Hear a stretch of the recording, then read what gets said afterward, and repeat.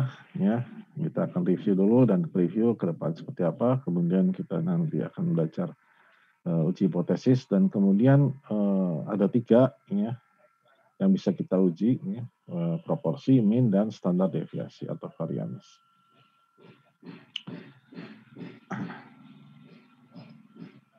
Ya, seperti yang sudah kita pelajari pekan lalu juga, bahwa di bab 2 dan 3 kita sudah belajar mengenai statistika deskriptif ya.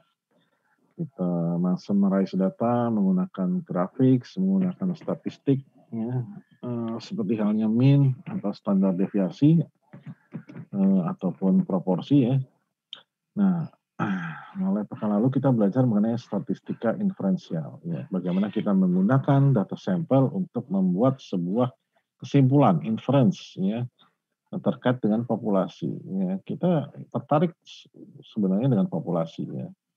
Nah, populasi ya, penduduk Indonesia misalkan ya. Ini bagaimana karakteristiknya dari populasi tersebut ya. Kita ingin tahu pendapatan rata-ratanya berapa, kita ingin tahu ya dan lain sebagainya, banyak banget ya. Semuanya kita ingin tahu mengenai populasi. Nah, kita bisa melakukan sensus ya, seperti yang BPS lakukan, tapi itu kan biayanya besar ya, waktunya juga lama ya. Paling gampang apa? Kita gunakan sampling. Nah, itu dia. Ya, makanya muncul ilmu statistika ini. Dan inferensial statistika kita bisa membuat sebuah kesimpulan, membuat sebuah inference ya terkait dengan populasi ya dengan menggunakan data dari sampling. Ya, jadi sangat-sangat murah ya. Untuk kita bisa tahu ya presiden Indonesia waktu pilpres atau waktu pilek itu kita cukup dengan ya survei atau quick count ya. Itu bisa membuat sebuah kesimpulan. Ya. Jadi ada 2 aktivitas dari inferensial statistik ya, yaitu yang pertama adalah bagaimana kita mengestimasi unbiased estimatornya hanya ada 3 yaitu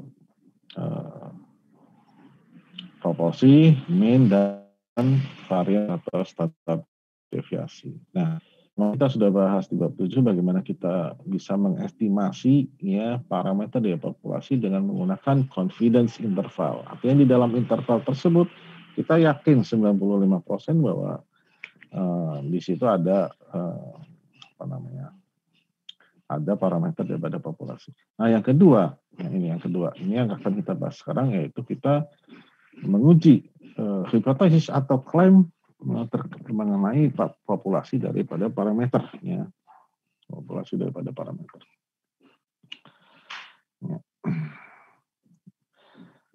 Ya, jadi di bab ini kita akan mencoba membuat atau melakukan uji hipotesis terkait dengan klaim yang dibuat terkait dengan populasi mengenai proporsi, ya, mengenai mean atau mengenai standar deviasi.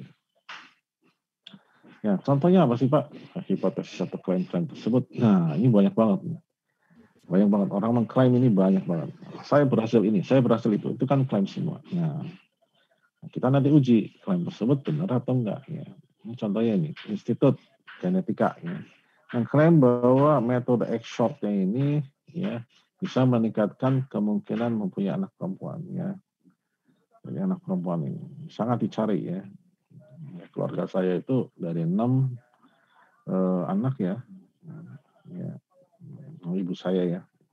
Laki-laki pertama, 2 laki-laki, 3 laki-laki, 4 laki-laki, 5 laki-laki. Ya. Baru ke-6-nya muncul perempuan. Jadi memang metode ini banyak dicari orang. X-short ya. Atau juga Y-short, ini juga banyak ya. Anaknya perempuan, semua punya anak laki-laki nih. Nah, mungkin dia punya metode tertentu ya supaya bisa punya anak laki-laki atau perempuan. Nah, kemudian di bisnis juga banyak banget ya. Ini contohnya ini pressgaber.com ya. Dia mensurvei 1.631 orang ya. Mengklaim bahwa mayoritas sudah pernah mendengar bahwa Kindle itu adalah e-book reader. Kindle dari Amazon itu adalah e-book reader. Ini juga sama ya.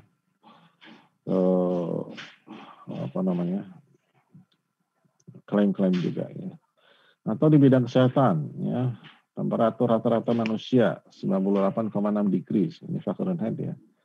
Nah, kita coba, benar nggak nih? Kita ukur 106 orang. Ya. Ternyata rata-ratanya 98,2. Ya. Nah, itu banyak hipotesis lagi. Apalagi untuk pemerintahan banyak banget. Ya. Kita sudah berhasil meningkatkan kesejahteraan, ya, meningkatkan pendapatan per kapita. Klaim seperti itu, ya, kemudian harus dibuktikan dengan cara kita melakukan sampling, kemudian kita menguji hipotesisnya. Ya, sangat masuk akal ya. Jadi makanya banyak penelitian, kajian ya. Ini karena banyak orang mengklaim, gitu ya. Dan itu harus dibuktikan klaim tersebut. Ya.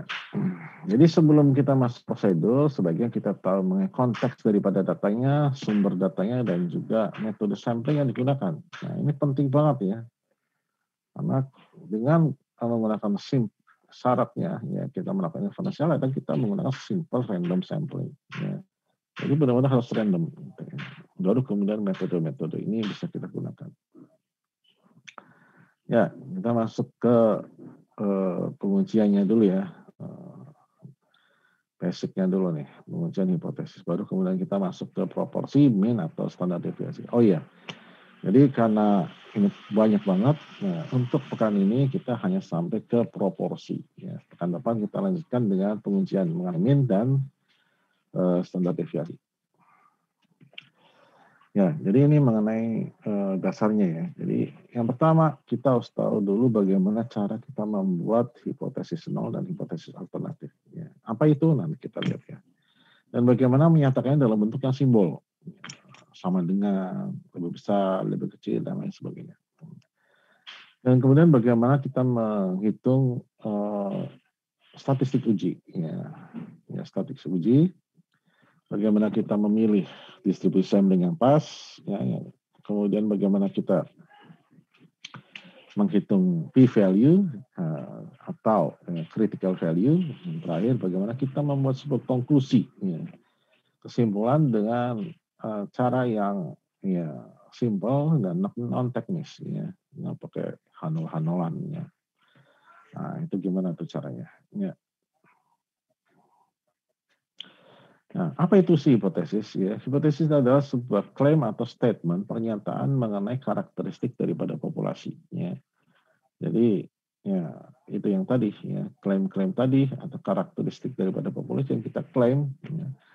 Variasi daripada tegangan rumah ya, hanya sekitar 1%. Ya. Misalnya kita kan di Indonesia 20 ya, 1% dari situ atau 10% lah maksimal. Nah, ternyata kita sering 240 segala. Nah, itu seperti itu. Nah, itu hipotesis ya.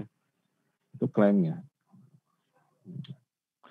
Kemudian ya bagaimana menguji klaim tersebut? Nah, itu namanya uji hipotesis ya. Prosedur bagaimana kita menguji klaim terhadap properti daripada populasi ini ya. Karakteristik daripada populasi. Nah, ini yang sering salah ya kemarin juga ya. Jadi Carr event rule ini seperti ini. Jika dalam kondisi tertentu ya probabilitas dari event tersebut itu sangat-sangat kecil ya, kita bisa simpulkan bahwa asumsi tersebut tidak benar. Ya, asumsi tersebut tidak benar ya. Contohnya kita kemarin ya di soal UTS ya mengenai penerbangannya. Ternyata peluang penerbangan itu telat itu sangat-sangat kecil. Ya, jadi kita simpulkan bahwa ya asumsinya ya, penerbangan itu sangat kecil itu ya nggak benar. Tadi kita bisa nggak perlu waktu itu ya. Jawabannya nggak perlu nunda rapat. Karena ininya sangat kecil, peluangnya sangat kecil. Tapi di soal berikutnya ya, yang peluang bahwa ya, kalau kita ambil satu orang laki-laki, satu orang perempuan, dia berasal dari Kalimantan dan Sulawesi, itu ternyata cukup besar peluangnya. Artinya apa? Artinya itu mungkin terjadi. Ya, cukup besar itu artinya di atas 0,05. Ya, biasanya seperti itu. Ya. Jadi kalau peluangnya itu di atas 0,05, ya, berarti itu mungkin terjadi. Ya. Secara kebetulan tentu saja ya. Iya kan, kita ambil dari ratusan orang, kita ambil 2. Ya, mungkin aja nih, yang satu dari Kalimantan, yang satu dari Sulawesi, secara kebetulan tentu saja ya. Nah, kan nggak ada yang pasti ya. Tapi itu mungkin terjadi, bukannya nggak mungkin. Ya. Kalau peluangnya kecil banget, nah itu baru dibilang nggak mungkin. Ya. Nah, demikian juga ini ya, hipotesis nol. Apa itu hipotesis nol? Adalah pernyataan bahwa nilai ya dari parameter populasi itu ya proporsi, mean atau standar deviasi sama dengan nilai tertentu ya, suatu nilai tertentu. Ya. Jadi intinya kalau hipotesis nol itu harus ada tanda sama dengan ya, harus ada tanda sama dengan. Ya. Nah, kemudian kita uji hipotesis nol ini. Jadi yang kita uji adalah hipotesis nolnya ya. Dengan asumsi itu benar, kita uji apakah kita bisa menolak. Ya. Kalau menolak, berarti kemungkinan terjadi H0 ini kecil banget. Nah, itu kita tolak, kita reject. Atau kalau peluang terjadinya H0 ini ternyata lebih besar daripada nilai signifikasi nanti, maka kita dibilang gagal mereject. Gitu. Ya. Jadi itu ya, jadi peluangnya itu kecil banget untuk terjadi, maka kita mereject. Tapi kalau peluangnya lebih besar daripada nilai signifikansi, ya kita gagal mereject. Nah, jadi ingat yang dia uji adalah hipotesis nol. Nah, kalau ya satunya adalah hipotesis alternatif atau H0 atau H1 atau HA ya. H1 atau HA ya. Ya, jadi parameter ya, statement yang menyatakan bahwa parameter tersebut mempunyai nilai yang berbeda daripada hipotesis nol ya. Nah, biasanya dia kurang dari atau lebih dari atau tidak sama dengan ya. Jadi hipotesis alternatif itu tiga itu ya. Hipotesis nol selalu sama dengan ya. Nah, bagaimana kalau kita punya hipotesis sendiri? Nah, kalau kita punya klaim sendiri, kita sebaiknya ya klaim tersebut kita ungkapkan ya, kita wordingkan sehingga ini menjadi hipotesis alternatif ya. Ya. Sebaiknya jadi hipotesis alternatif ya. Jadi kurang dari, lebih dari, ya. Atau tidak sama dengan ya. Biar hipotesis nolnya ini yang sama dengan ya. Tapi kan kita ya nggak bisa maksa ya. Kayak tadi kan misalnya pemerintah atau ini sama dengan ya, mau nggak mau akhirnya klaimnya itu sebagai hipotesis nol. Nanti kan kita lihat ya. Nah, bagaimana cara kita identifikasi H0 sama H1-nya? Ya, ini ada tiga langkah ya. Pertama kita identifikasi klaimnya seperti apa, kemudian kita masukkan dalam bentuk simbol. Ya. Kemudian kita cari kebalikannya ya. Jadi kalau misalkan hipotesis pernyataan tadi benar, bagaimana kalau pernyataan itu salah? Ya. Nah, kemudian yang ketiga baru kita identifikasi. Ya. Kalau H0 itu selalu pakai sama dengan, kalau H1 itu selalu pakai lebih besar, lebih kecil, atau tidak sama dengan. Nah, ini contohnya ini. Ya. Ada klaim bahwa berat rata-rata penumpang pesawat itu ya, sekarang ini itu paling tinggi itu 195 pound. Atau sekitar 95 kilo ya. 97,5 kilo tepatnya. Ya, gitu. Nah, ini penumpang di Amerika ya. Nah, ini harus kita pilih yang benar nih, karena ini menyangkut kapasitas pesawat. Kalau yang terlalu rendah, ya nanti jumlah kursinya jadi banyak banget, ya. Dan itu bisa overload ya. Kalau terlalu tinggi juga sayang ya. Kalau kita asumsinya terlalu tinggi, nanti harga tiket bisa jadi mahal banget ya, karena satu pesawat yang harusnya 200 ya kita isi hanya cuma 150 ya. Karena kita terlalu tinggi asumsi berat badannya. Nah, ini klaim tersebut kita uji benar atau enggak nih. Ya, jadi kita uji ya. Jadi klaimnya ini kita nyatakan dalam bentuk simbol ya. Jadi mu kurang dari sama dengan 195 pound. Sebentar, saya ini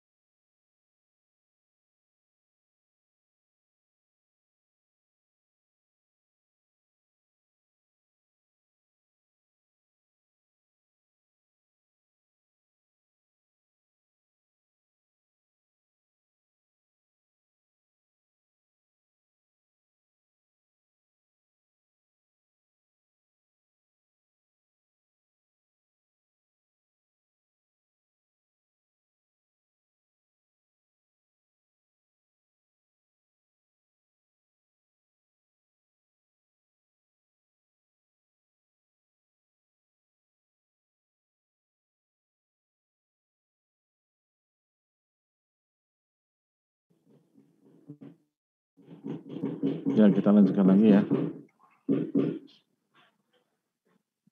Jadi hipotesis klaim tersebut kita harus bunyikan, bukan harus bunyikan, harus nyatakan dalam bentuk simbol. Ya.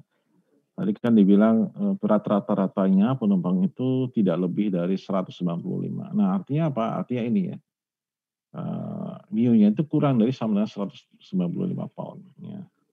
Nah, langkah kedua kita buat sebaliknya. Jika mu kurang dari 195 pound ini salah, ya, maka kebalikannya adalah mu lebih besar daripada 195 pound ini harus benar. Ya. Nah, dari dua ini kita lihat mana yang ada sama dengannya. Yang ada sama dengannya itu ini. Ya. Nah, inilah yang menjadi hipotesis nol. Jadi mu kurang dari sama dengan 195 ini menjadi hipotesis nolnya. Ya.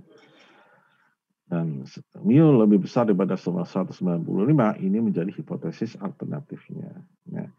Hipotesis nol ini selalu dibuat sama dengan. Ya, seharusnya kan kurang dari sama dengan ya, tetapi ya dengan berbagai macam ini ya untuk kemudahan maka kita nyatakan hipotesis nol ini sama dengan 155 ya. Ya. Nah, hipotesis alternatifnya itu lebih besar daripada itu. Nah, yang kita inginkan, yang kita ingin ujikan adalah yang ini, ya, mu sama dengan 195. Ya. Nah, kalau misalnya ini enggak, berarti dia hipotesis satunya yang benar. Nah, ini contoh lain ya. Jadi 100 bayi ya,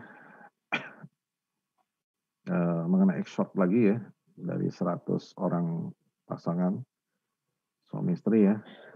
Jadi ternyata ada kelahiran 58 ya, perempuan ya.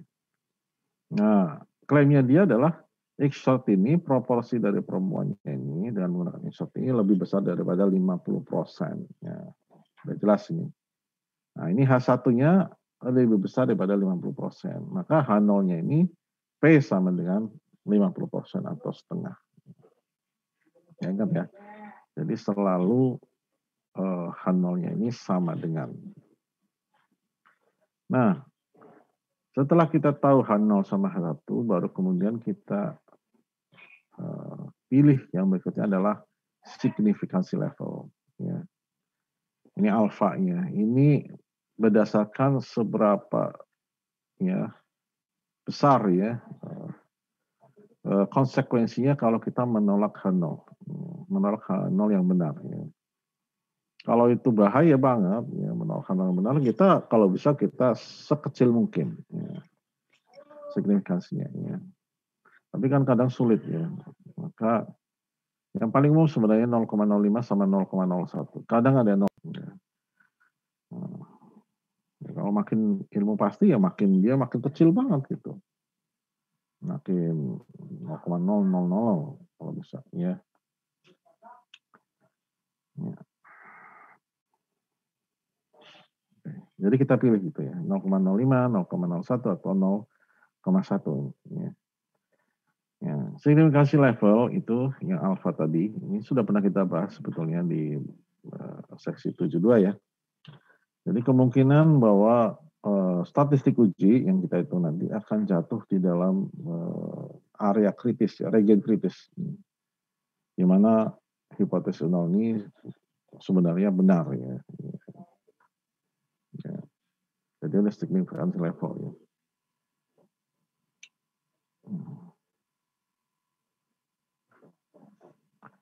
Nah, langkah yang kelima adalah kita menguji atau menghitung statistik uji ya. Nah, itu ada ya tergantung dari permasalahannya ya. Dan kemudian kita tentukan juga distribusi samplingnya ya. Untuk proporsi distribusi samplingnya adalah normal. Jangan lupa requirement-nya ini sesuai dengan binomial ya. NP lebih besar sama dengan 5 dan NQ lebih besar sama dengan 5. Statistik ujinya itu ini ya. Z sama dengan ya P bar dikurangi P dibagi dengan akar PQ dibagi dengan M. Ya. Kalau untuk min ada dua ya, satunya yang standar deviasi yang tidak diketahui secara umum seperti ini sebetulnya. Kita menggunakan distribusi T, ya, dengan tes statistik yang ini, ya. Kemudian yang kedua adalah min dengan standar deviasi yang diketahui, ya.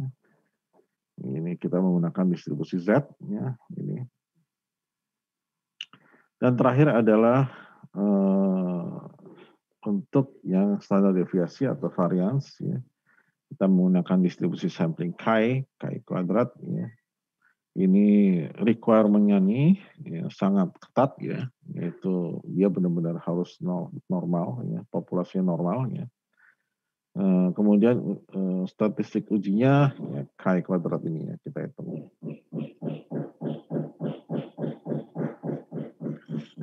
Nah, statistik uji ini adalah nilai yang digunakan nantinya untuk membuat sebuah keputusan terkait dengan hipotesis nol ya.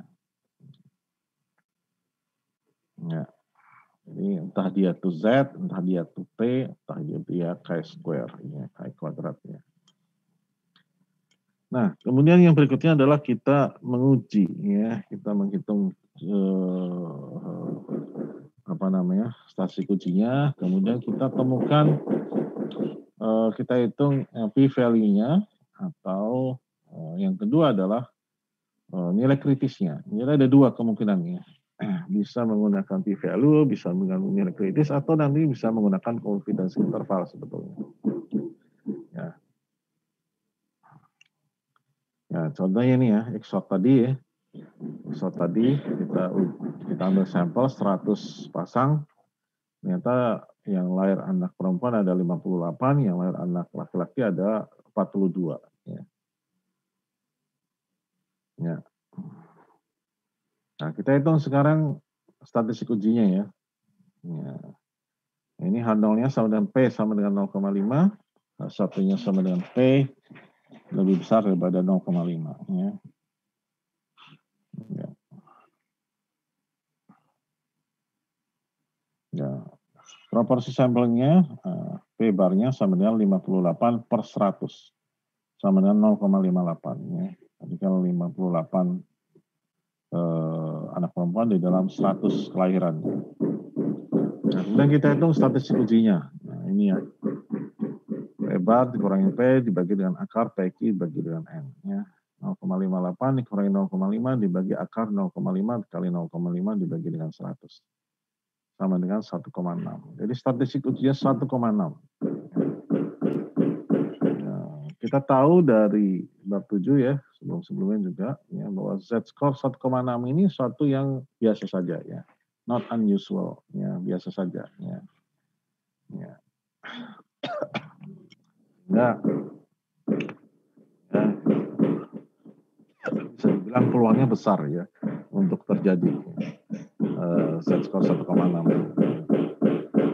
Jadi kelahiran 58 anak perempuan di dalam 100 kelahiran ini kelihatannya tidak mendukung klaim bahwa XOR ini bisa meningkatkan kemungkinan lahirnya anak perempuan. Gitu ya. Jadi biasa saja nih Z-score 1,6. Ya. Nah, sebetulnya hipotesis tes ini ada 3 ya, true tail, left tail, sama right tail. Ya, tail ini adalah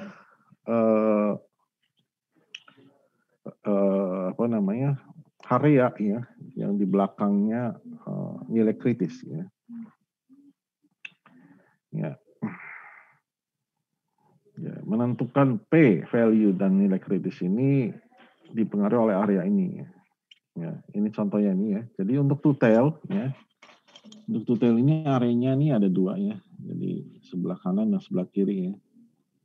Nah, apabila peluangnya kecil sekali ini sebelah kanan ini kita reject H0 ya. Nah, ini two tail ini biasanya H0-nya sama dengan dan H1-nya adalah tidak sama dengan. Ya.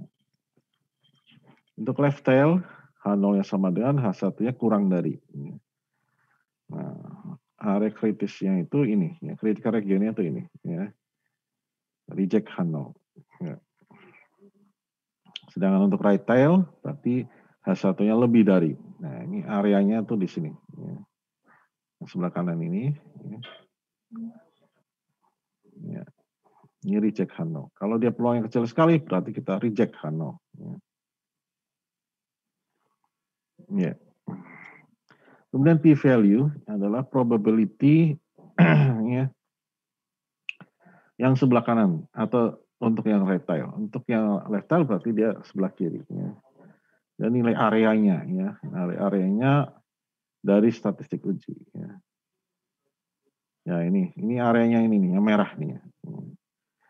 Ya. Nah, jadi P ini adalah probability-nya, ya. P-value ini probability-nya.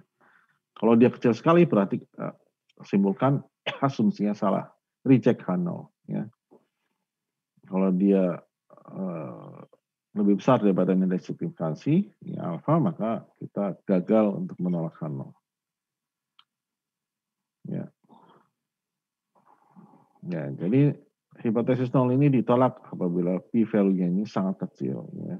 Tergantung dari nanti batasnya di mana, ya. Contohnya yang tadi, ya, H0 sama dengan P sama dengan 0,5, H1-nya P lebih besar daripada 0,5. Statistik ujinya kita hitung, ternyata Z-nya sama dengan 1,6. Nah, statistik uji ini 1,6, maka dia punya area di sebelah kanan itu 0,0548. Ya, artinya peluangnya dia 0,0548, lebih besar daripada 0,05. Ya.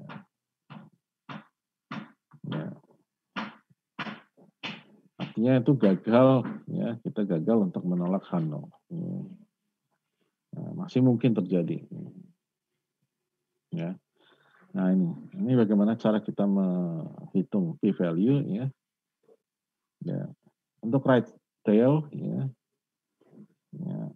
right tail berarti H1 yang lebih besar dari, ya. Ini p-value-nya nih yang ini, area yang kanan ini, ya. Yang merah, ya. Untuk yang left tail, maka p-value-nya area yang kiri, yang merah. Ya. Ini yang satunya kurang dari, ya. Kemudian yang H1-nya tidak sama dengan, maka ada dua, ya. Nah, bisa kita lewat yang right, ya, lewat yang kanan, maka p-value ini 2 kali area yang kanan, 2 kali area merah. Atau kalau mau menghitung lewat kiri juga bisa, 2 kali area yang kiri, sama saja. Nah, apa itu region kritis? Ya, region kritis atau region, ya, penolakan adalah semua nilai, ya, dari statistik uji, ya, yang menyebabkan kita menolak Hano. Ya. Jadi region kritis itu ya ini, yang merah ini region kritis, ya. Region kritis, ya, atau yang sebelah sini, yang merah. Sedangkan critical value adalah nilai yang memisahkan region kritis, ya, ya, dari nilai statistik uji yang tidak mengakibatkan penolakan daripada Hano. Nah, nilai critical value ini tergantung dari hipotesis nolnya, ya, tergantung dari sampling distribusinya, dan tergantung dari signifikansi level alfanya. Nah ini ya, ini critical region. Nah, sebelah kanan daripada critical value. Nah, kita hitung, ya, statistiknya ujinya ini Z-nya sama dengan 1,6, ya, 1,6, maka dia itu masuk ke daerah yang hijau ini. Gagal untuk menolak Hano. Ya. Jadi critical value-nya ini 1,645. Sedikit banget sih bedanya. Tapi tetap saja dia masuk ke daerah yang hijau, ya, yang gagal untuk menolak Hano. Nah, critical region ini untuk mengidentifikasi yang high sample proportion-nya. Ini yang kemungkinan yang kecil yang terjadinya, ya. Ya. Harus membedakan antara p-value, ya, probability value, dengan p yang proporsi. Ya. Nah, Setelah kita tahu p-value, kita uji, ya kita harus mengambil kesimpulan, menolak atau gagal untuk menolak. Ya, jadi ada 3 sebetulnya ya. Oke. Di sini 2 ya. Jadi p-value sama critical value. Ya. Kalau kita udah dapat p-value-nya, kalau kita pakai komputer ya, untuk SPSS atau apa, kita bisa langsung dapat p-value-nya. Ya. Jika p-value kurang dari sama dengan alpha, maka tolak H0. Jika p-value lebih besar daripada alpha, maka kita gagal untuk menolak H0. Atau yang kedua ya, critical value method. Ya, jika tes statistik atau statistik ujiannya ya ada di dalam critical region, maka kita tolak H0. Kalau statistik ujian di luar critical region, area kritis, maka dia gagal menolak H0. Ya. Contohnya yang tadi lagi ya, kita untuk H0 P sama dengan 0,5, H1-nya P lebih besar daripada 0,5. Z-nya statistik ujinya kita hitung 1,6, p-value-nya sama dengan 0,0548. Ya. Ya. Dengan menggunakan p-value ternyata dia lebih besar daripada 0,05, maka kita gagal untuk menolak hipotesis 0. Ya.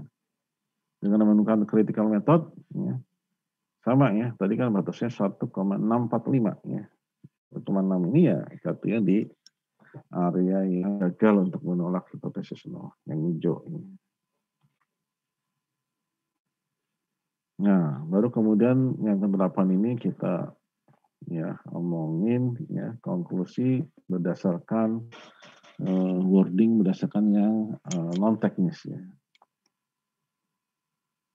Nah, contohnya tadi berarti untuk metode X-short ini kita nyatakan tidak cukup bukti untuk mendukung klaim bahwa X-short ini bisa menekan kemungkinan lahirnya anak perempuan.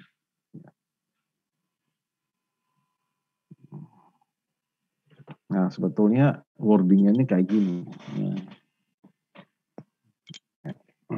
Jadi mulainya dari hipotesis klaimnya. Ya.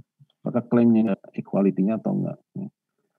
Nah, kalau ada equality-nya, ada sama dengannya, maka kita masuk yang bagian atas ya, yang yes ini. Ya. Kita uji langsung klaimnya. Karena kita uji H0 ya, jangan lupa. Ya. Nah, kalau H0 kita reject, nah, wordingnya itu seperti ini. Ya. Ya, terdapat cukup bukti untuk ya, menolak klaim. Ya, terdapat cukup bukti untuk menolak klaim tersebut. Klaimnya orisinal tadi. Tapi kalau ternyata dia lebih besar daripada signifikan, maka ya, gagal untuk menolak. Ya, tidak cukup bukti untuk menolak. Ya, gitu ya. Jadi ingat ya, kalau misalkan H0-nya ini ya original claim-nya, maka kita nolak ya. Kesimpulannya juga ya. Buktinya cukup nggak untuk menolak atau tidak menolak ya, klaim tersebut. Tapi kalau H0-nya ini ya, bukan original claim ini kalau ini. Jadi original claim ini menjadi H2 ya. Ya. Kalau misalnya kita tolak ya, maka kalimatnya memang lebih mudah ya. Sampling data mendukung klaim ya, gitu. Kalau kita menolak H0. Ya. Kalau kita gagal menolak H0, ya, maka kita bilangnya tidak cukup bukti ya, untuk mendukung klaim tersebut. Nah, paling enak memang wordingnya yang kalau misalkan klaimnya itu adalah H1. Ya. Sebab kalau klaimnya itu H0, ya, kita ngomongnya itu tidak cukup bukti untuk menolak atau cukup bukti untuk menolak. Ya, ya mudah-mudahan dipahami. Ya, jangan pernah simpulkan dengan kalimat ya nolak H0 atau gagal menolak H0 ya, karena bikin orang pusing. pakai kalimat-kalimat yang non teknis. Nah, di beberapa buku menggunakan accept ya, menerima H0 ya. Tetapi untuk buku Triola ini ya, nah saya setuju juga sepakat bahwa kita tidak membuktikan H0 ini benar atau enggak ya. Gitu ya. Gagal menolak artinya bahwa ya, buktinya itu tidak cukup kuat untuk mendukung penolakan H0. Itu gagal menolaknya.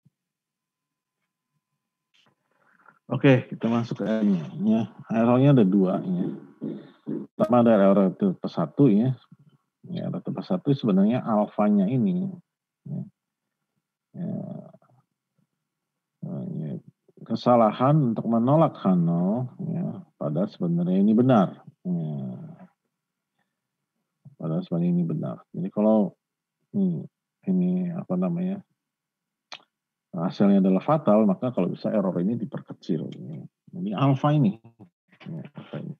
Kemudian dari tipe error tipe 1 ini. Nah, yang kedua adalah error kalau kita gagal menolak H0 padahal ini sebenarnya salah. Nah, ini lambangnya ada beta. Ya. Nah, ini ya kalau disimbolkan seperti ini ya. Ya. Hipotesis nolnya ini benar, ya. Kemudian kita memutuskan untuk menolak hipotesis nol tersebut, maka itu namanya error tipe 1. Ya. Nah, ini kalau bisa alfa. Kalau ininya terlalu ya, bahaya kalau ditolak, ya. Padahal ini sebenarnya benar, maka alfanya harus kita kecilin banget. Ya. Nah, dan error tipe 2 ini, yang ini. Ya. Hipotesis nolnya emang salah, ya. Tetapi kita gagal menolak hipotesis nol. Ya. Maka ini tipe 2. Ya. Gagal untuk menolak hipotesis nol yang salah. Ya. Ini beta. Ya. Kalau yang benar ya ini. Ya. Nah, misalkan dia hipotesis nolnya salah, ya kita tolak. Ya. Hipotesisnya nolnya benar, ya kita gagal untuk menolak hipotesis nol. Ya. Nah, ini ya. Ini error tipe 1 alfa dan error tipe 2 yaitu beta. Ini contohnya, ya, kembali tadi yang short. Ya. Hipotesis nolnya P sama dengan 0,5. Hipotesis satunya alternatifnya P lebih besar daripada 0,5. Pertanyaannya, identifikasi error tipe 1 dan error tipe 2-nya. Error tipe 1 adalah kesalahan untuk menolak hipotesis nol yang sebenarnya benar. Ya. Kita simpulkan bahwa ya probabilitas untuk mempunyai anak perempuan itu lebih besar daripada 50. Padahal sebenarnya enggak. Ya. Ini berarti error tipe 1. Ya. Nah, ini kalau memang ini sangat sangat berbahaya ya, maka sebaiknya kita kecilkan banget ini error tipe 1 ini. Gitu. Kalau bisa 0,001 ya, hanya 1%. Nah, tipe error 2 ini kegagalan untuk menolak H0 padahal ini sebenarnya salah. Ya. Ya, tidak cukup bukti untuk menyimpulkan bahwa mempunyai anak perempuan itu lebih besar daripada 50%. Tapi padahal kenyataannya sebenarnya lebih dari 50%. Nah, ini error tipe 2 ini. Untuk error alpha yang fix ya, kita bisa menurunkan beta ini dengan cara kita menaikkan jumlah sampel. Kalau jumlah sampelnya tetap, ya, menurunkan alfa akan menyebabkan peningkatan di beta. Meningkatkan alfa, menurunkan beta. Itu ya. Bagaimana cara menurunkan alfa maupun betanya? Kita bisa tingkatkan besaran sampelnya. Gitu. Ini bagaimana cara kita mengendalikan error tipe 1 maupun error tipe 2. Nah, berikutnya adalah ini sebenarnya advance ya, beyond the basic ya. Jadi Jadi ada kekuatan uji. Kekuatan uji ini atau power dari uji hipotesis ini adalah probability 1 minus beta. Ya. Kita menolak hal yang salah. Ya, kalau alfa kan ya nilai signifikansi itu ya. Biasanya kan alfanya 5%, berarti ya, 95%, 1 minus alfa ya 95% ya. Ya. Tingkat keyakinan kita ya. Nah, kalau ini dibalik ya, ini yang betanya ya. Ini namanya uji power dari uji hipotesis. Kekuatannya uji hipotesis ini.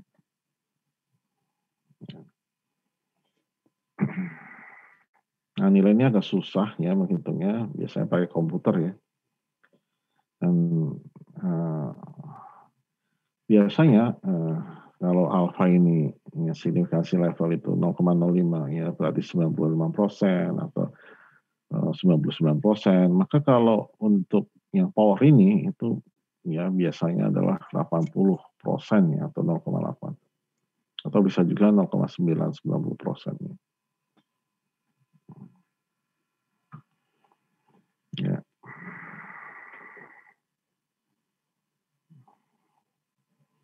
Nah, biasanya kemudian kita bisa gunakan ini untuk menentukan ya, jumlah sampelnya minimal yang kita butuhkan.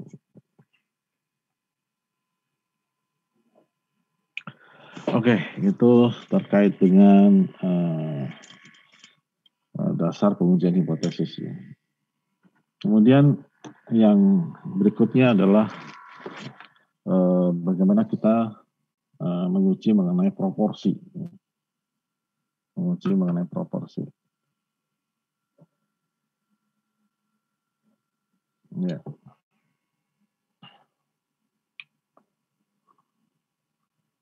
Ya.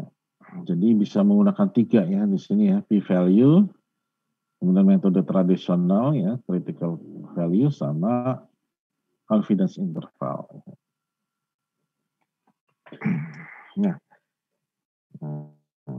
ada cara ya metode untuk menguji klaim mengenai proporsi ini. Yang pertama adalah kita menggunakan distribusi normal sebagai pendekat untuk distribusi binomial ya.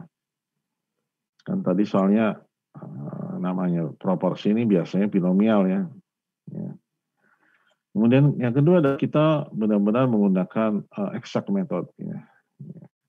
Kita menghitung distribusi binomialnya.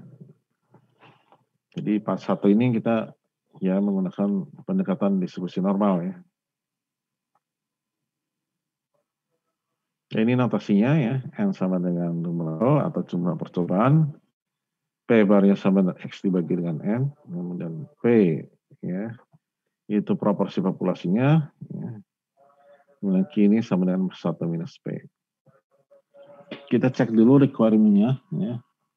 Observasinya adalah random sampling, oke. Ya, kondisinya adalah binomial. Distribusi ini terpenuhi atau enggaknya. Kemudian jangan lupa NP lebih besar daripada 5 dan NQ lebih besar daripada 5. Ya. Maka kemudian kita dekati dengan distribusi normal dengan mu sama dengan NP dan tanda deviasinya sama dengan akar NP dikalikan Q.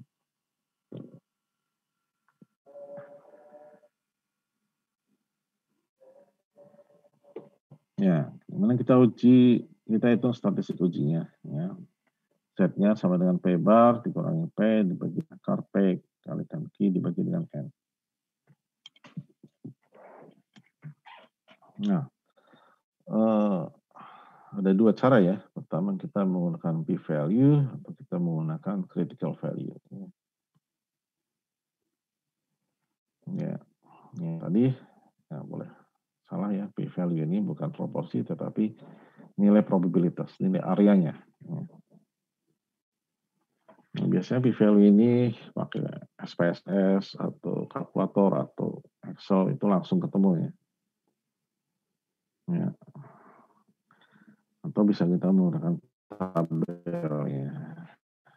Demikian juga critical value. Ini adalah cara dengan menggunakan confidence interval ya. Oke.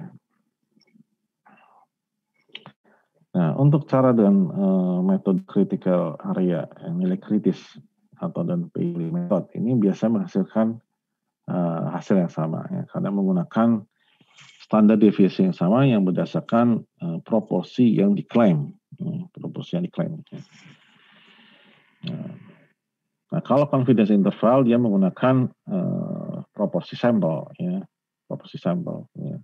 Nah, jadi kadang-kadang ya antara ya, nilai kritis dan p-value ini itu bisa menghasilkan ya perbedaan konklusi ya, dengan yang metode confidence interval. Ya. Strategi yang bagus adalah kemudian ya kalau kita menggunakan confidence interval, kita bisa gunakan untuk mengestimasi proporsi daripada populasi.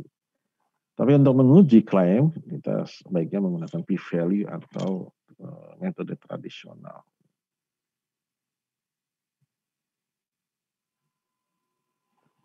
Nah, ini contohnya ya. Jadi, berdasarkan informasi dari National Cyber Security Alliance, ya, 93% pemilik komputer itu merasa ya percaya bahwa mereka sudah punya antivirus ya, di dalam komputer.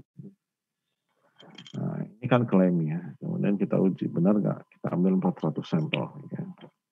Ternyata ditemukan 380 ya, diantaranya ya 95% itu benar-benar mempunyai program antivirus. Ya. Nah, kita coba sekarang uji klaimnya. Ya, benar nggak? Kita cek dulu requirement-nya. 400 komputer, benar nggak dipilih secara random? Oke, ternyata benar. Kemudian fixed number independent trial, percobanya fix nggak? Ya fix, hanya ada 2 kategori di situ. Ya. Dia punya komputer yang ada antivirusnya atau nggak punya antivirusnya. Kemudian requirement berikutnya NP lebih besar sama dengan 5, benar nggak? NQ lebih besar sama dengan 5, benar nggak? Ya. Anaknya 100, maka jadi benar ya. Besar banget soalnya. 400 dikalikan 0,93 sama dengan 372. Yang satunya meskipun cuma 7% ya, 400 kalikan 0,07 sama dengan 28. Dua-duanya lebih besar daripada 5. Maka kita bisa menggunakan distribusi normal untuk mendekati distribusi binomial. Nah, kita yang pertama ya dengan p-value ya. 93% ya, punya antivirus ya. Maka P-nya itu proporsi sama dengan 0,93 ya. Lawannya P tidak sama dengan 0,93 ya. Jadi hipotesisnya ini yang di bawah ya. H0 sama dengan P sama dengan 0,93. H1-nya P tidak sama dengan 0,93. Nah, di sini kita lihat ini adalah two tail ya, two tail. Untuk signifikansi level kita pilih 0,05. Karena kita menguji klaim mengenai proporsi daripada populasi, ya, maka ya, P bar ini kita bisa aproksimasi dengan distribusi normal. Nah, kita hitung statistik ujinya, Z sama dengan P bar dikurangi P, dibagi dengan akar PQ dibagi dengan N. Ya. 380 dibagi dengan 400 dikurangi. Yang diklaim ya 0,93 dibagi dengan akar 0,93 kali 0,07 dibagi dengan 400. Nah, kita temukan 1,57. Ya, 1,57. Karena ini two tail, ya jangan salah juga ya. Karena ini two tail, maka p-value-nya ini 2 kali area yang di sebelah kanan 1,57. Ya. Ya. P-value-nya kan 0,0582. Maka itu 2 kalinya ya. Jadi 0,1164 ya. P-value-nya itu 0,1164. Nah, ini kan jauh di atas 0,05 ya. Maka kita simpulkan kita gagal untuk menolak hipotesis 0. Jadi kita gagal menolak klaim bahwa 93% ini sudah punya software antivirus ya. Atau dengan kata lain kita tidak cukup bukti ya untuk menolak klaim ya bahwa 93% itu sudah mempunyai program antivirus.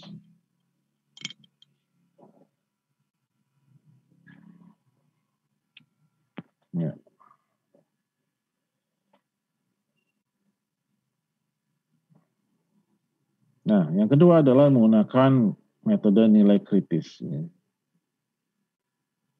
Nilai kritis. Nah, statistik ujinya kita hitung Z-nya sama dengan 1,57. Ya. Ya. Untuk nilai kritis ya, adalah nilai ya, yang mempunyai nilai region ya, sama dengan alfa 0,05 tapi dibagi 2 karena dia total. Ya, 0,025 maka nilai kritisnya adalah 1,96. Ya. Nah, sedangkan Z-nya, statistik ujinya ini sama dengan 1,57, maka dia ada di area ini. Ya. Nah, juga sama ya, jadi dia gagal untuk menolak ya, ini. Ya. Nah, jadi karena nilai statistik ujian ini tidak ada di daerah kritis, maka kita gagal untuk menolak hipotesis nol.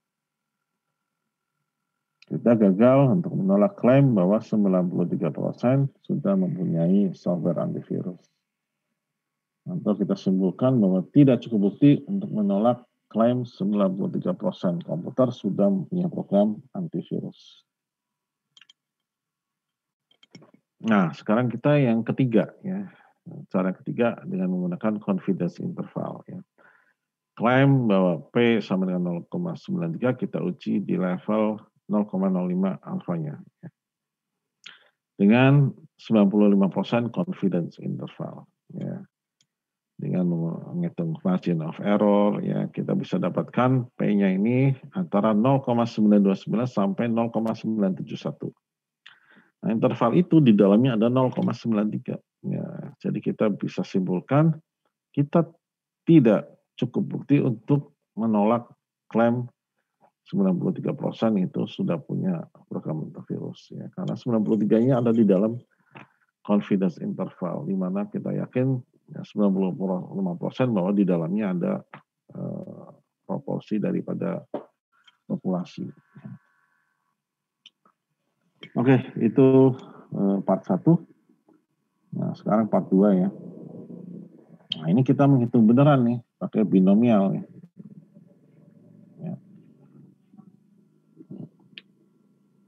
Binomial ya. Nah, dengan ini kita nggak perlu syarat NP lebih besar sama dengan 5 atau NQ lebih besar daripada sama dengan 5 ya. Ya. Nah, kita bisa langsung menghitung p-value ya. Ya, untuk lifestyle itu p-value-nya ini kemungkinan dia mendapatkan X atau kurang sukses di antara end trial. Ya. Kalau retail ini kemungkinan probability peluang ya mendapatkan X atau lebih sukses di antara end trial. Ya kalau total berarti 2 kalinya. Ya. Nah contohnya ini ya, jadi 10 mengenai X-short lagi ya, 10 orang dipilih secara acak ya, kemudian pakai metode ya, di-treat pakai metode X-short ya, ternyata 9 orang bayinya itu adalah perempuan ya. Klaimnya adalah probability ya untuk mendapatkan seorang bayi perempuan ini lebih besar daripada 0,75. Nah, kita uji ya, P-nya sama dengan 0,75. Nah, satunya P lebih besar daripada 0,75. Ya. Kalau ini retail, ya, P-value adalah ya, probability dari 9 atau lebih sukses di antara 10 trial dengan asumsi P sama dengan 0,75. Nah, kita lihat dengan menggunakan StatDisk ini, ya, software ya, ternyata nilainya adalah p-value-nya ini 0,244052 ya. Ya. Jadi ini p-value ini lebih besar daripada 0,05 sehingga kita gagal untuk menolak H0. Ya. Tidak cukup bukti ya, untuk mendukung klaim bahwa dengan metode tadi probability dari memperoleh bayi perempuan ini lebih besar daripada 0,75.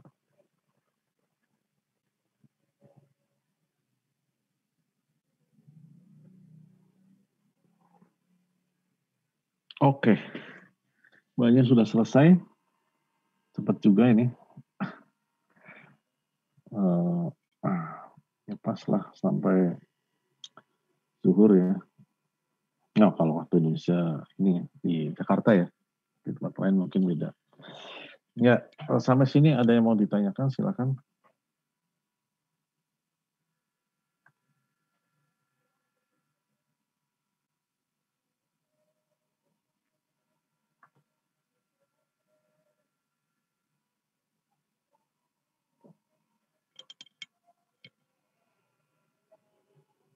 Kalau nggak ada yang ditanyakan, karena ini sudah menjelang azan ya, kita ini aja ya, kita sekarang kita istirahat sambil mengerjakan soal-soal ya yang ada di buku Triola ya. Seperti biasa kelompok 1 ngerjain soal nomor 1, 5 dan seterusnya. Kelompok 2 ngerjain soal nomor 2, 5, 6 dan seterusnya. Kelompok 3 ngerjain soal nomor 3, 7 dan seterusnya. Kelompok 4 yang kelipatan 4 ya. 4, 8 dan seterusnya. Ya. Kita istirahat dulu ya. Ketemu lagi, kita masuk lagi jam 12.30 ya.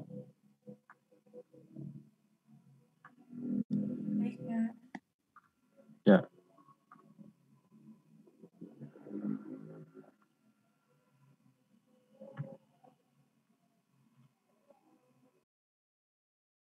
Pak.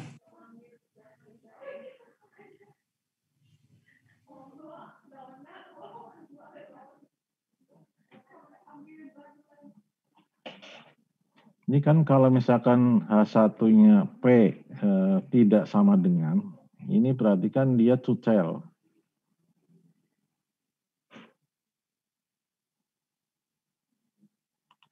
Betul ya Mbak ya?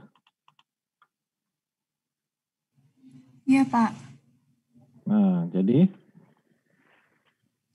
berarti kan Z kurang dari minus 2,5 atau Z lebih dari 2,5. nah, itu. Jadi P value-nya dua P-value kalinya. 0,0124. 0,0124 itu yang selisih sebelah atau dua kalinya?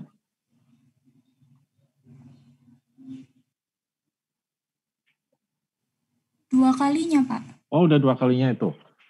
Iya. Oke, ya udah. Terus kesimpulannya?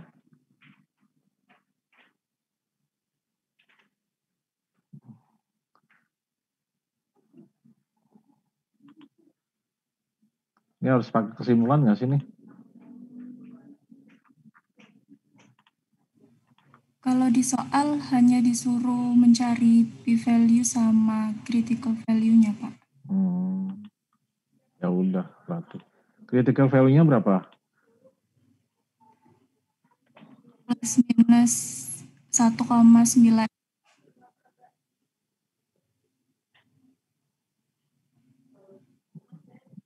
Kok bisa gitu? Dari itunya bukan Pak, dari Z score-nya.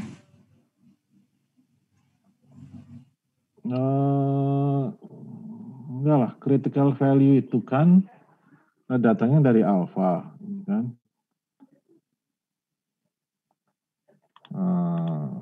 Terus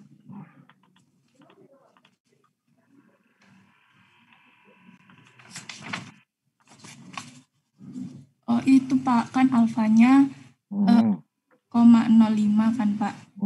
Jadi kalau 2 berarti? Dia 2 berarti 1,96. Kayak gitu. Iya. Itu critical value-nya berarti 1,96 dari tucel tadi. Betul ya? Karena kan jadinya alfanya yang bagian kanan kan 0,025. Yang bagian kiri 0,025 juga. Gitu ya? Iya Betul Pak. nggak? Jadi apa tadi saya mau ngomong apa ya? Jadi critical value-nya itu 1,96 gitu. Betul ya? 1,96 ya. Sedangkan itu Z-nya sama dengan 2,5, makanya dia tuh kecil banget gitu. Peluangnya mesti kecil banget. Kemungkinannya kita akan menolak H0. Gitu.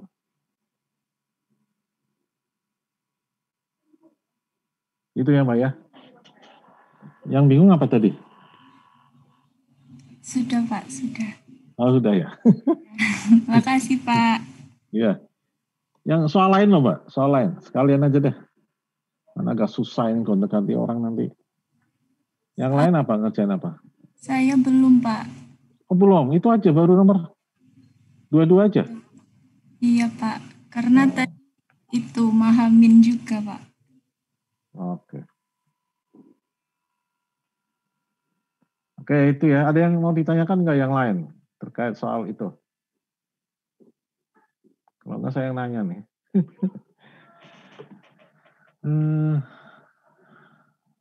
Raihan udah belum ya Raihan ya?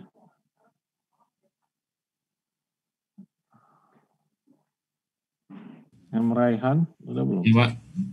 Udah pernah belum ya? Belum, Pak. Oh belum ya. Saya nomor berapa Mas?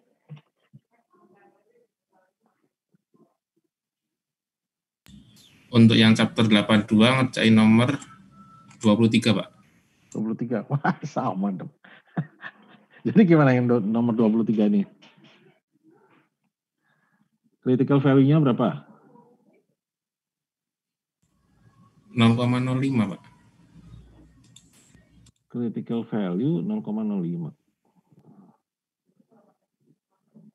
Kok 0,05 Mas? 0,05 itu kan namanya signifikansi level. Ya kan?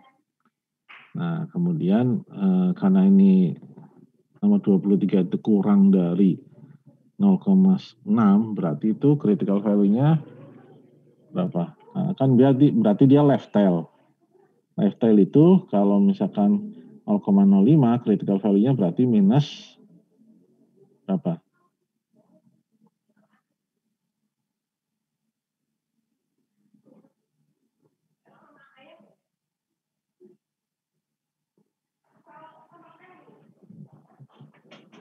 Halo Mas Rehan.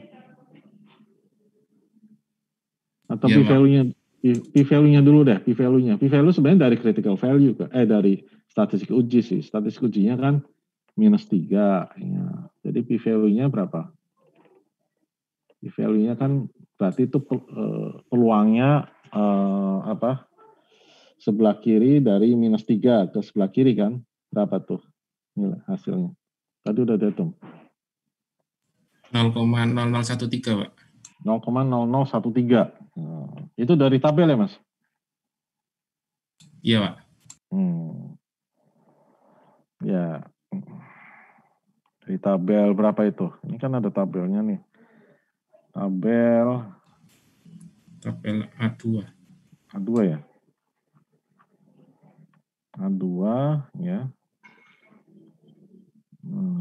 Negatif Z-score -3, 0,0013 ya? Iya, Pak. Nah, oke, benar tuh berarti. Nah, sekarang berarti tinggal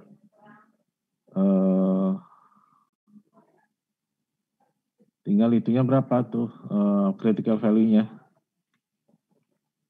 Karena dia left tail, ya.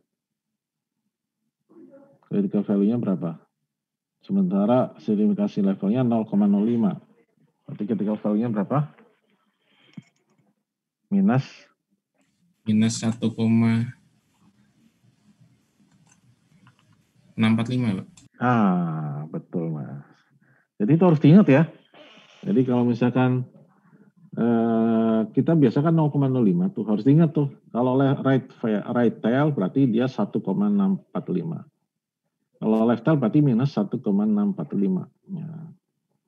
Nah kalau true tail, ya, berarti kan dibagi 2.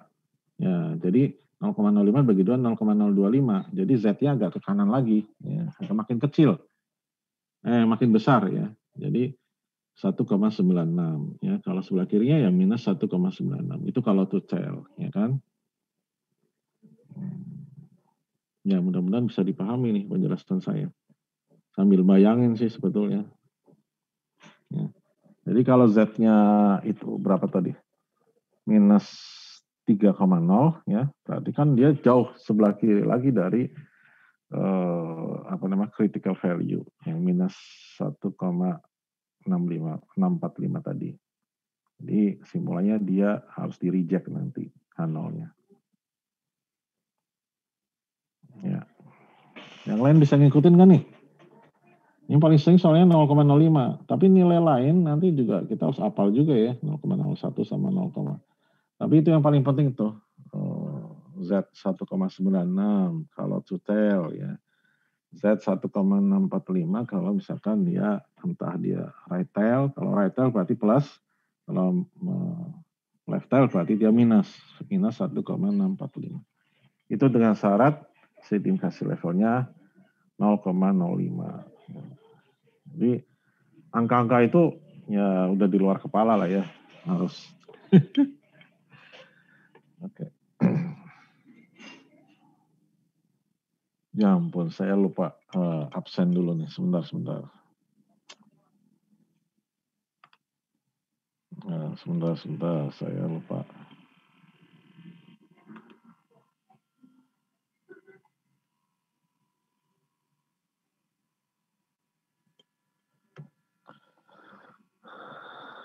Oke.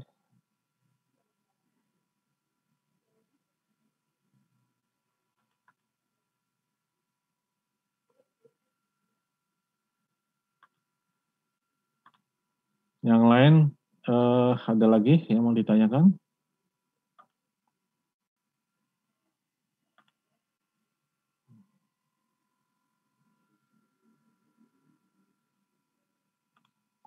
Sambil saya mau absen nih, lupa, ya ampun. Tinggal 5 menit lagi.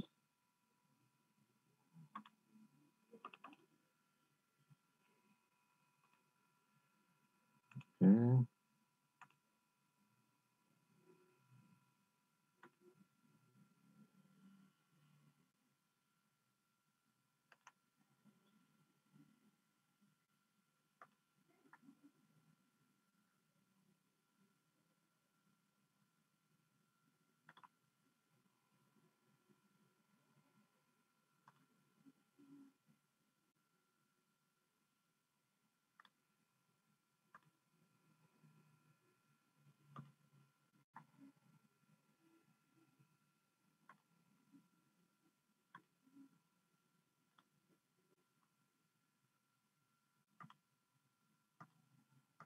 Lima dua ya ini ya.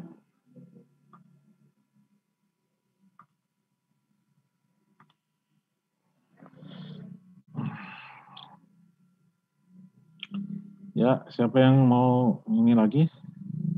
Ini ada lagi nih, Mbak Husni. Kayaknya belum pernah nih, Mbak Husni. Mbak Husni, silakan.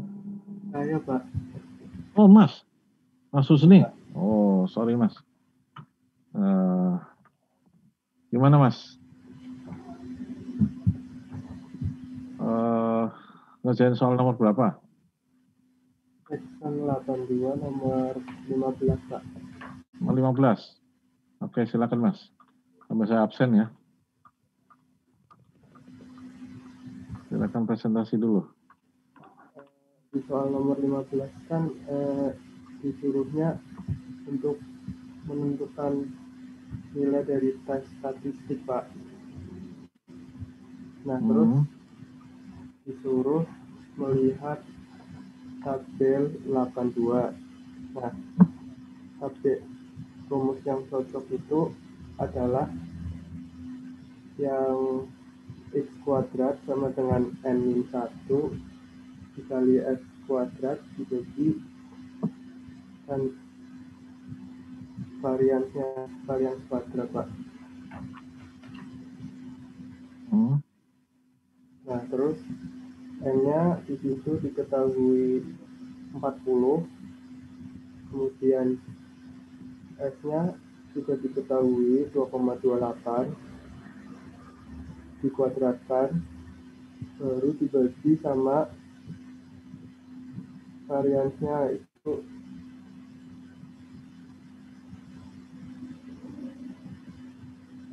standar deviasinya itu 5 kuadrat, hasilnya 8110 Pak. Benar itu Mas, sesuai dengan kunci jawaban. Iya Pak. Kan kita sama-sama udah tahu ya ada kunci jawabannya ya. Gampang ya berarti ini ya. Jadi ini tinggal masukin aja ya.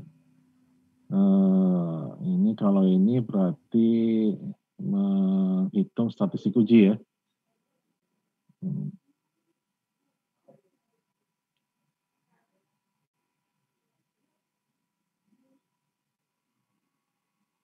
Jadi ini statistik uji, kalau ini kasusnya untuk yang mana nih Mas ya? Standar deviasi 5.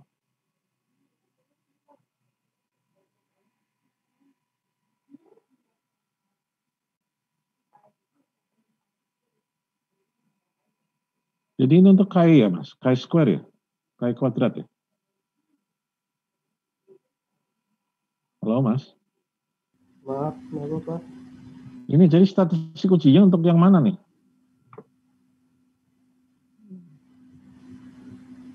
Saya cuma lihat yang sesuai tabel 82 Pak. Iya, 82 itu tabel 82 yang mana sih?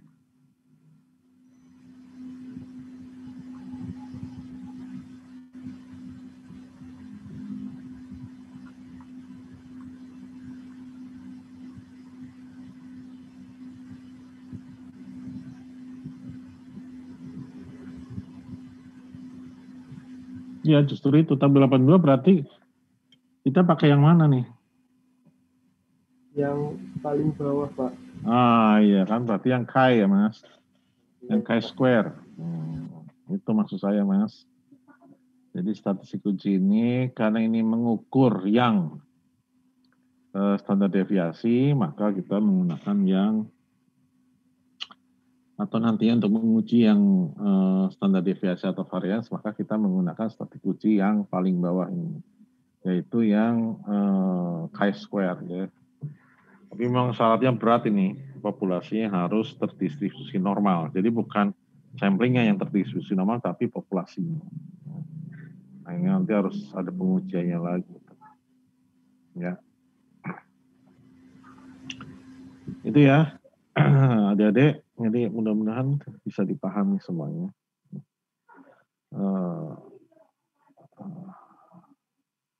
Apa namanya?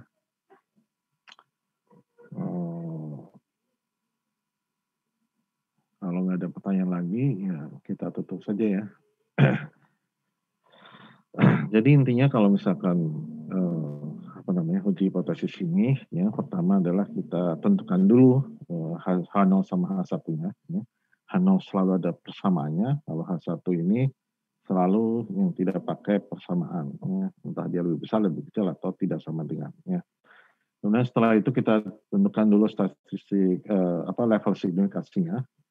Misalkan 0,05 atau 0,1 atau 0,01 ya.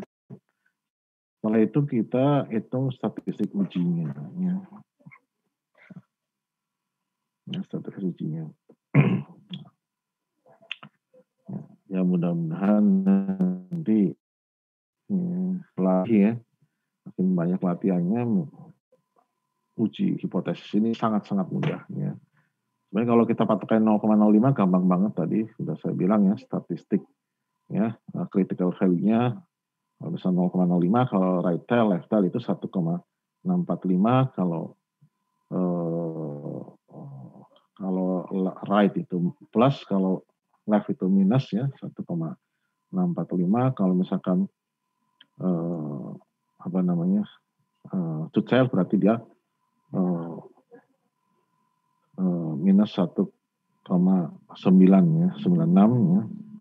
Yang kiri kanan 1,96 ya. Jadi nanti tinggal dibandingkan itunya saja ya. Statistik ujinya ketemu, nanti kita dibandingkan. Kalau pakai yang metode tradisional berarti kita membandingkan statistik uji dengan critical value. Ya. Kalau buku bahasa Indonesia bilangnya T hitung sama T tabel gitu. Kalau untuk yang pakai P, ya, berarti estimasinya level tadi yang kita perhitungkan ya, 0,05. Berarti kita ngitung P value-nya lebih kecil atau lebih besar daripada significance value, significance level, ya, gitu. Jadi sangat mudah, ya. Mudah-mudahan bisa dipahami. Ya. Oke, adik-adik, ini udah jam 1, ya. Seperti biasa, saya tutup dengan wassalamualaikum warahmatullahi wabarakatuh. Silakan jawab di WA aja ya. Kemudian salam sehat semua. Sampai ketemu Selasa depan.